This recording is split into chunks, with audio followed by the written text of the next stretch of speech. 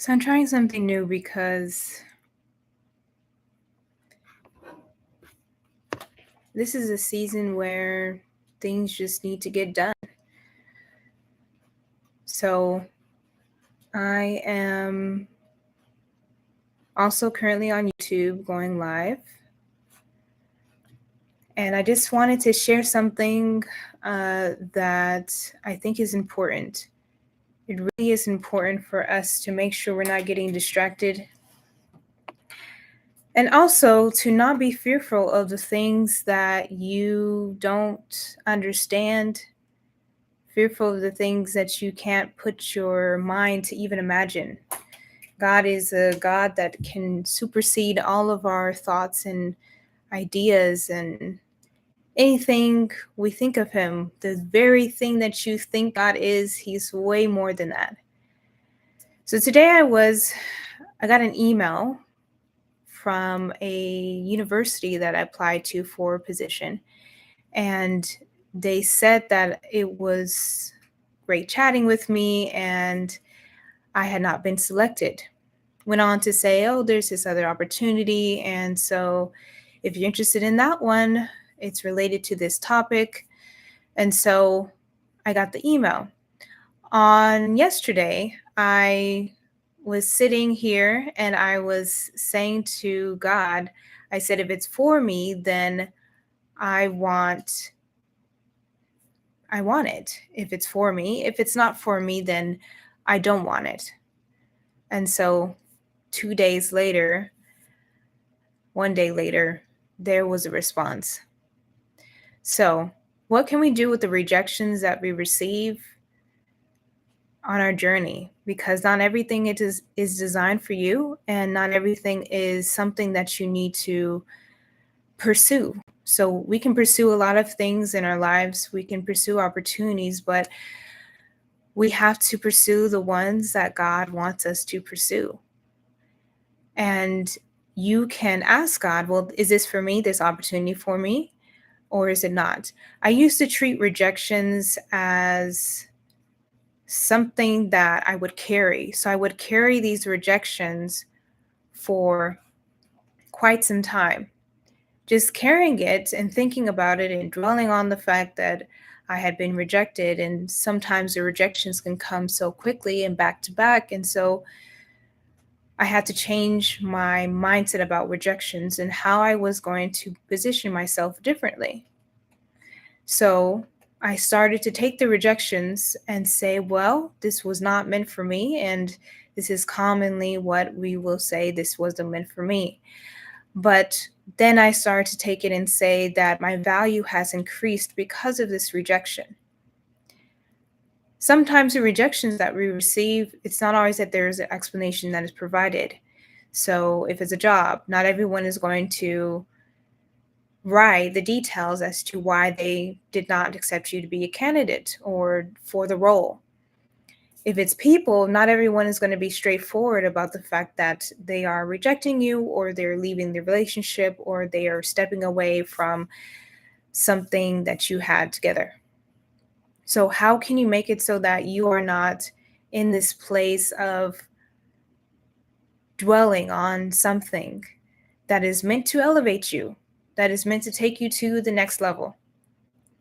So, as I was thinking about this today, I noticed that my reaction was different. Usually, when I used to get those rejection emails, I would feel a sense of anxiety or hurt that it happened. And now I know that God had something different and has something different in mind for me that I don't see yet, but He sees it. God also knows how much you have on your plate and if you're going to be able to manage the certain things. So if I think about the reality of being able to manage another teaching role, would I be able to do that? And so God knew the answer. And I applied thinking I knew the answer, but ultimately God told me what the answer is. And the answer is no, but it's not no, never. It's no, not at this time. So let's get comfortable with the rejections. There was a man, I watched him years ago on YouTube, And this man set out to get rejections from people intentionally. So what he did was he went and he asked people random questions. And the intention was to get a certain amount of questions answered that made him feel awkward to ask. And his intention was to make sure that he is changing his mindset about rejections, that he is becoming more immune to rejections, and that he becomes comfortable with them, and it's okay to be rejected. So he went around and asked people random questions. I believe one of the questions he asked was someone for $100. So this was a stranger. He went and asked the stranger for $100, and the stranger, well, it was a series of strangers. He asked them for $100. And so some of them were just like, no, and kind of like, okay, why are you doing this? And others were, well, they asked, well, why do you need it?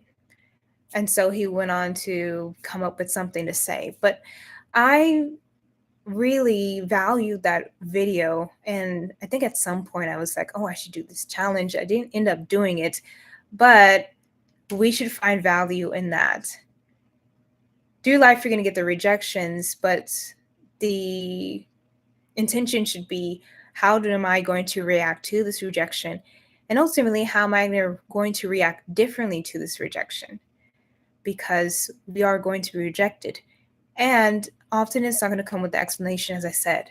So the rejections come, and you have a decision to make about your reaction. Are you going to spend hours dwelling on it? Are you going to spend days dwelling on it? Or are you going to see this as an opportunity to pivot, to move on to something? So, as I was rejected today via email, and I'm gracious for the individual who rejected me, because she actually spent time to write out some things in there that she wanted to tell me, which makes me realize that this is a thoughtful being, a thoughtful individual. But we don't always have that opportunity. So how about we become the people that if we are to reject someone, or to deny something, or not offer the job, or step away from the friendship, why not be the people who actually have a front forward and straightforward conversation about it? Because we should be doing things that others perhaps do not do for us. And you may find it a challenge. Why would I do something for someone when they haven't done it for me? Or I've been experiencing these things. People don't treat me well, so why should I treat them well? Because you're called to be the light. And so if you choose not to walk as the light that God has given you, then you will be like the world who is in darkness, acting like the world. Let's think about the reality of something like pursuing a job. People spend time. You've spent time interviewing for the job, preparing for the job, preparing for the interview, writing down your questions, all these things you prepare for. And either the role, they ghost you, you don't hear from them, or they you just get an email saying you have not been selected. And sometimes it's this sense of, well, they didn't even give me a chance. And it seemed like they were making assumptions. And so your mind starts to think about all these different things. And it's probably because of this and all these things. And within those thoughts becomes your self-criticism, where you begin to think, well, it was because of me, and maybe I should have done this. I remember when I was in a season of applying for roles that I got rejection after rejection, going on interviews, going to the last interview, and certain companies ghosting me. And at the time that everything was happening, I was bitter about it and started to complain, and maybe I should have done this. And one of the things that I thought about is, maybe I shouldn't have told them that I'm an entrepreneur. Maybe I shouldn't have told them that I manage a nonprofit. And so I was trying to diminish who I am in order to fit into this role that was not designed for me.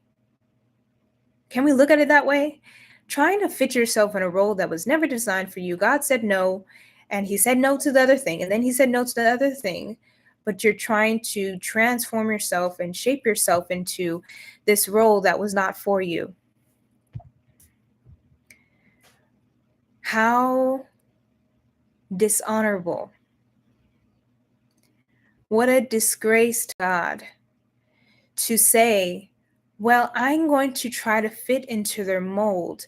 And so I'm going to step out of who you've called me to be, and I'm going to do this other thing. I'm going to pretend to be someone else. I'm going to put on the mask and say that I am this other person in order to get this opportunity. We should not be forcing opportunities that are not designed for us. Don't force it, because if you do, you'll find yourself in a place of frustration. You'll be in the position and you'll be glad in the beginning, but then you'll find that this position is not what you expected. And it's not what you expected because it was not designed for you in the first place. Something to think about. So how about we partner with God for the rejections? So when we get the rejection, we ask God, so what is the reason for this rejection? Can you share with me the reason for this rejection? And sometimes it takes time. Sometimes you'll be able to hear him immediately. Sometimes he will wait until a certain stage or period of your life in order to let you know why the rejection happened. So if I think back to when I was pre-med, I was applying for these schools. So ultimately, I did an internship and I was shadowing different doctors and healthcare professionals, and the doctors kept on telling me, well, you should be a doctor. Why don't you just be a doctor? Because at the time I wanted to be a physician assistant. And so I took their word and I said, yeah, I'll be a doctor. But most importantly, I want to be more of the holistic side. So I'm going to be a GO, or I'm going to explore naturopathic health. So I pursued these things, got rejected by every single school that I applied for. But in the back of my mind, I had already made the decision that I didn't feel right about pushing medication, that wasn't the route I wanted to go. And then later in years in life, realizing I made the right decision by not going to medical school. That the rejections were for me to be in a different position, one that I am in right now and yet to see. But in the moment, it's, wow, I spent all this time pursuing this thing and I've been rejected. So let's flip the rejections and make it about the next level we are designed to go to. Let's make it about valuing ourselves further and not diminishing ourselves to fit into the mold of a position or to pretend to be someone we're not. Our fingerprints are designed differently, everything about us. So why would we try to redesign ourselves to be inauthentic individuals? No one needs another person that's not you. They need you, your voice, the way you walk, the way you talk. They need the leader that's in you, the leader that is a leader wherever they go. And people understand that. And some people will not understand that. They will not understand that you are a leader in every setting. But you'll find those individuals who are confident in themselves enough to be around a leader and be inspired by a leader and be a leader themselves. To not be intimidated about the fact that you challenge them in the way that they're thinking in order to allow them to see a new perspective, a new way of thinking. So let's be confident leaders who are rejected, But we take those rejections and we say, my value just increased. Because although this role I did not get accepted for, there's something else that will be developed from this. So when I was rejected for a lot of roles, at some point I wanted to work full time. The most time I've worked at a job is 32 hours, and that's considered full time. But at some point I was considering full time work. So applying to these amazing positions and going on the interviews, being myself, saying that, yes, I run a nonprofit and I have a business and this other thing. And what I believed is that individual who was interviewing me or the company would understand and not be intimidated about what I was doing, but also understand how someone can manage certain things. I've worked for, and I'm sure you have too, worked for individuals while building things on your own. So when I got rejections from certain companies, and often the question was, well, how are you going to manage these things? And yes, it's a fair question. Someone can look at your resume. I'm talking to the entrepreneurs. Someone can look at your resume and see that you have a business on there. And they can wonder, well, how are they going to do all these things? It's not for them to understand. It's for you to just show up. And they'll be the ones that will understand. And they'll be like, okay, you can help me build, and I'm fine with you building. In fact, the industry now is going in the direction of most people are pursuing entrepreneurship. And so the industries that are not accepting of their staff and their employees having other pursuits is becoming less common. So what I did with those rejections is I said, okay, these are the assignments in this role. How can I use that in my business?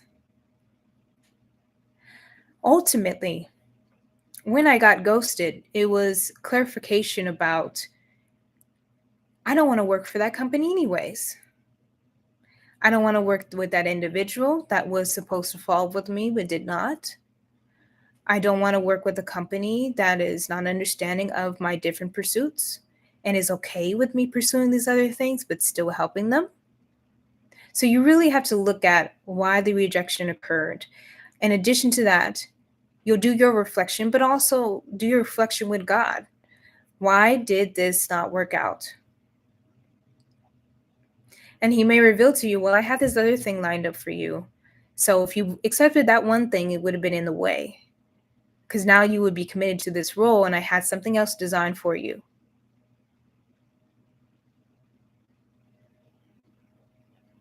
So let's use this time of transition. I've personally in my life been believing that this is a time of transition where things are going to shift in your life that you may not be able to understand now, but you'll be able to understand them in the future. And ultimately, God is ready to talk to you about the thing. So he is going to say to you at a certain time why it didn't happen that way. But it doesn't mean stop building. It doesn't mean stop pursuing, but perhaps before your pursuit, you go to God about whether you will pursue it or not. If we just went to God first about the decisions we make, we'd waste less time.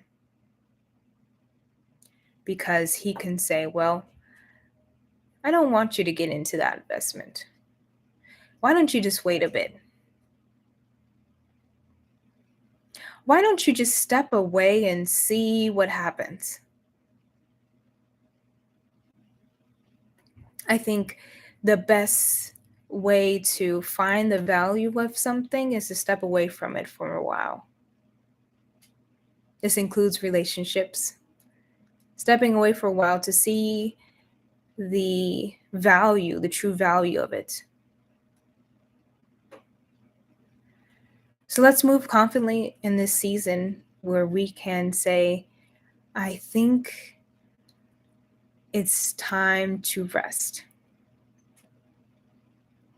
I think it's time for me to step away and consider all that God has for me right now that I hadn't seen before. In fact, if you've found yourself saying, well, God is not hearing me, He's not moving, He's not doing anything, I want you to look at the tiniest moments in your life that you can be grateful for.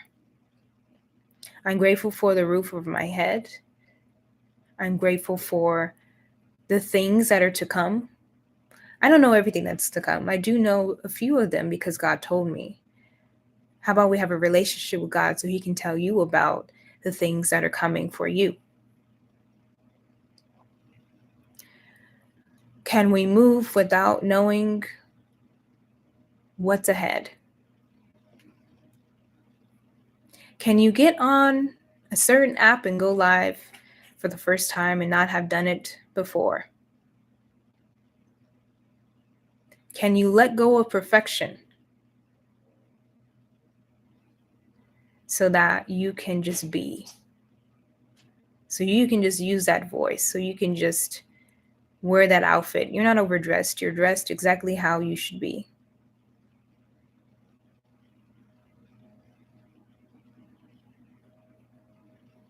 Things to think about.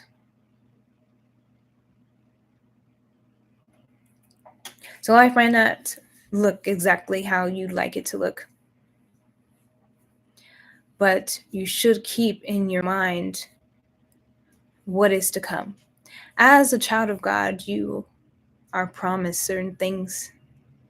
You're promised provision. You are promised a future that is so specific that you will have to keep on unpacking it to know the fullness of it.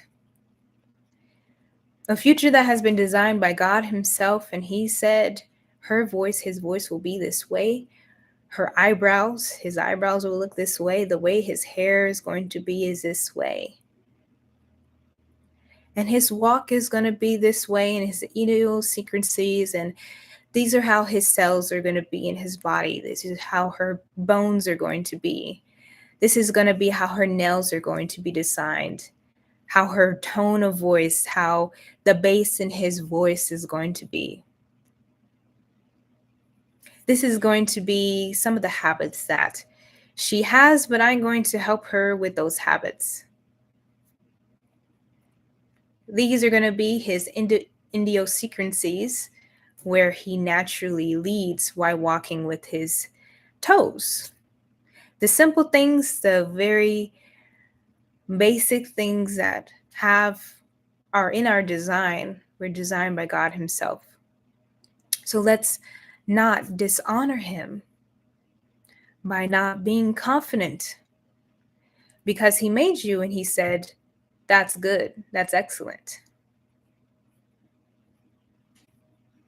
It's not that you have to go and be created again, because He created you one time and that was all that was needed.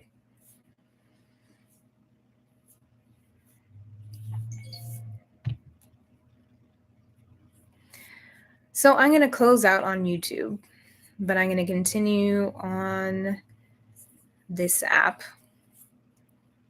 So this is stepping out on something I've never done before, because it's necessary.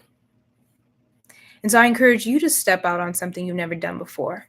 Go live on Instagram, go live on Facebook, or post a video that's pre-recorded about something God told you to say.